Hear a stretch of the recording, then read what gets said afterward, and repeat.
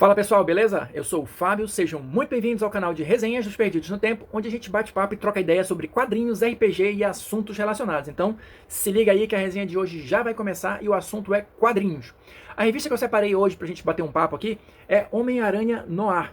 Tô aqui com a edição encadernada, né, publicada pela Salvat, naquela coleção definitiva do Homem-Aranha, e aqui a gente vai ter as duas primeiras minisséries do Aranha Noir, que é uma das dezenas de versões do Homem-Aranha, né, que já foram criadas ao longo do tempo. Talvez o Aranha só perca pro Batman, né, em quantidade de versões e paralelas e etc e tal, mas assim, de fato eu acho que o Aranha Noir é uma daquelas versões que deu certo, que é interessante, que acrescenta alguma coisa pro personagem e não simplesmente joga ele de um período da história para outro, por exemplo, né, como é muito comum de acontecer nesse tipo de adaptação. Essa versão ela foi criada pelo David Hine, pelo Fabrice Sapolsky, e as primeiras duas histórias foram desenhadas pelo Carmine Di Giandomenico. Então essa galera aqui é a responsável pela existência do Aranha Noir. E por que eu digo que essa versão deu certo? Essa história aqui, essas histórias, elas são revolucionárias, obras-primas, grandes clássicos? Não, não são. Mas são histórias divertidas, interessantes, que fizeram com que o personagem, na minha opinião, caísse no gosto da galera. Porque depois disso aqui, ele apareceu em outras histórias regulares do Homem-Aranha, né? Foi incorporado naquela questão toda ali do multiverso, do Aranhaverso, etc e tal. Participou, inclusive, da animação Homem-Aranha no Aranhaverso. E também games, né? Jogos de videogame do Homem-Aranha e do universo Marvel em geral. Mas tudo começou aqui, nessas histórias que a gente vai começar a dar uma olhadinha agora. Vou mostrar aqui para vocês as primeiras páginas. E assim, a gente já vê, como o próprio nome indica, né, essa questão do noir, as histórias são ambientadas ali naquele período da Lei Seca, depois da Grande Depressão, né, durante a Grande Depressão, melhor dizendo, depois da queda da Bolsa de 29. Então as histórias aqui vão girar mais ou menos ali entre 1932 e 33, né? Então olha só, já tem aqui a ilustração da capa, né, o visual, né, diferente, dark desse Aranha Noir, que é bem bacana na minha opinião. E a história começa também já com um grande gancho de ação, né, alguma cena, alguma coisa de ação acontecendo ali no prédio do Clarim Diário. E a gente já é apresentado de cara pro Aranha, né? Num confronto ali, num ataque ao Jonah Jameson, né? Pra já começar a história numa velocidade interessante, aqui com ele sendo caçado pela polícia e tudo mais e tal.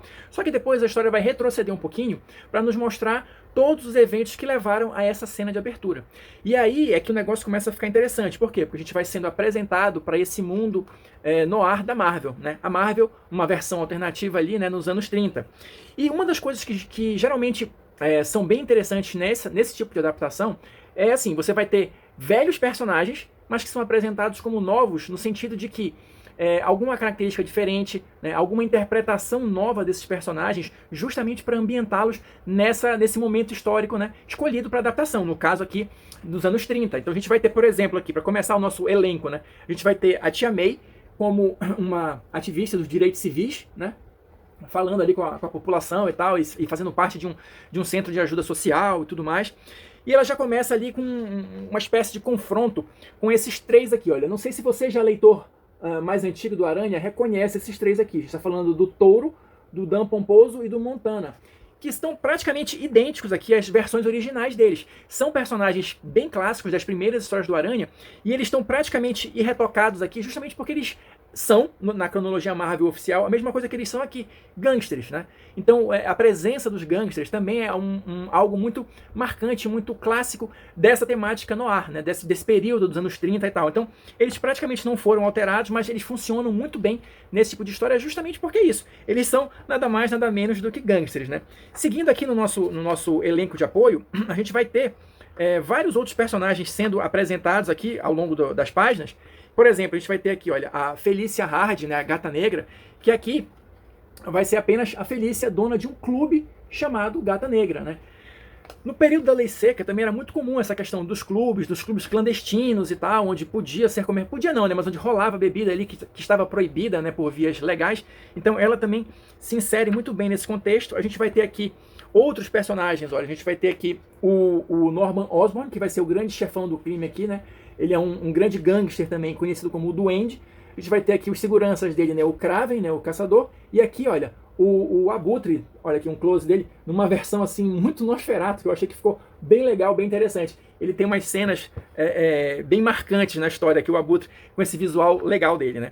E assim, a história vai girar em torno disso, de gangsters, de investigação, né? A gente vai ter o Peter Parker aqui sendo adotado como protegido pelo Ben Urich, o jornalista, né? A gente teve aquela primeira cena ali com o Jameson, então tem toda aquela questão da investigação jornalística, o que é um diferencial também um pouquinho, porque na maioria das vezes o grande clichê desse período são os detetives particulares, né, os investigadores particulares, e aqui a gente vai ter uma investigação de crimes, claro, mas feita por jornalistas. Então aí a gente encaixa aquela galera do Planeta Diário, não, do Clarim Diário, né?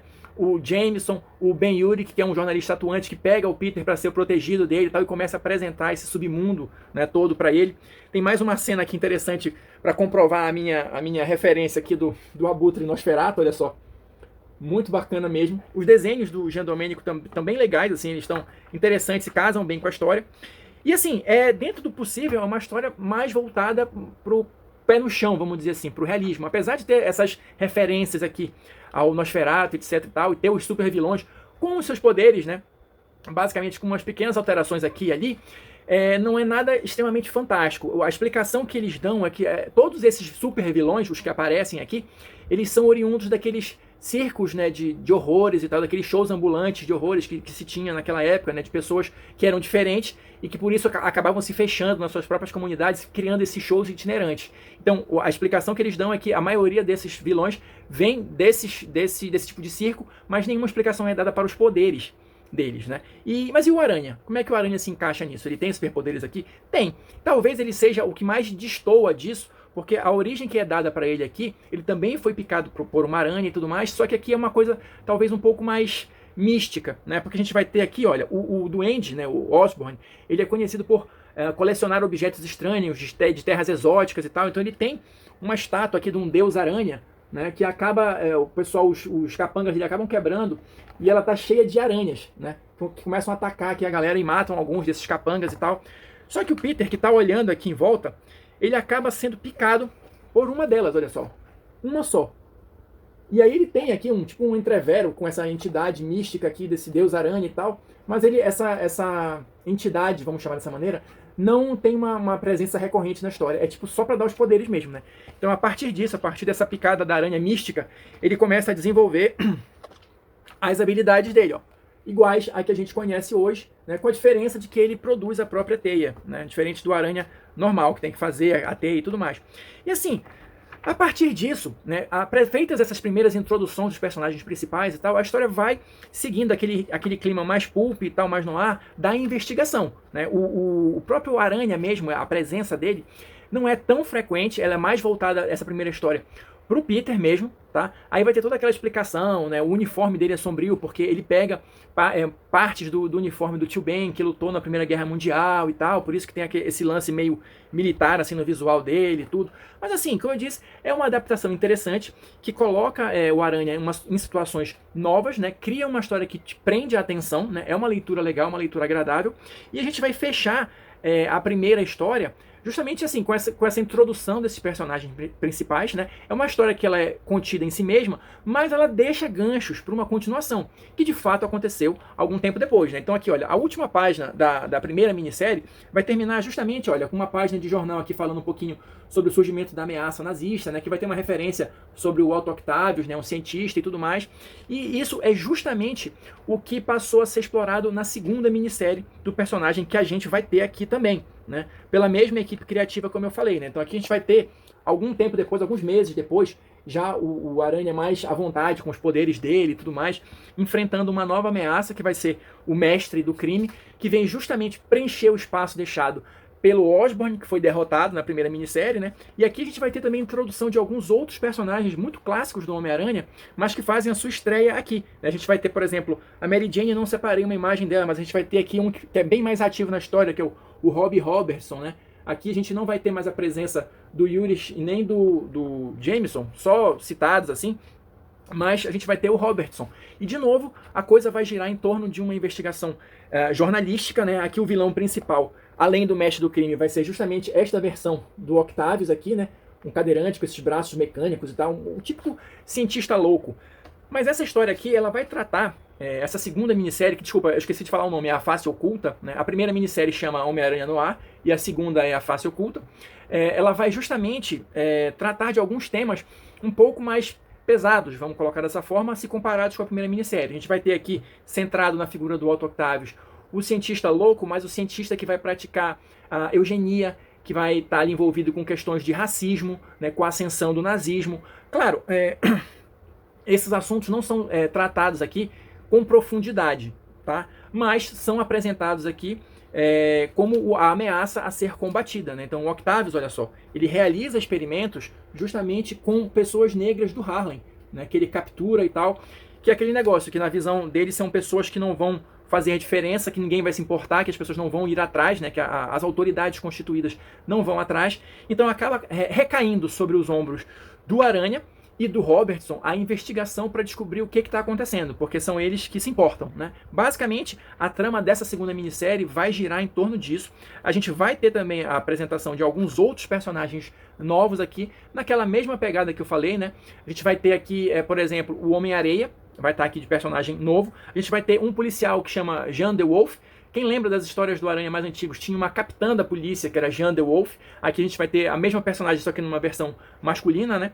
E assim, histórias, como eu falei, que são bem escritas, interessantes, que tratam, apesar de tratar de uma maneira bem superficial, querendo ou não, mostram determinadas coisas para, de repente, um público mais jovem, ou um público que não procuraria isso por suas próprias pernas, vamos colocar assim, mas planta aquela semente, né, da curiosidade de pesquisar o que aconteceu, do que é o nazismo, do que seriam esses experimentos com eugenia e tudo mais.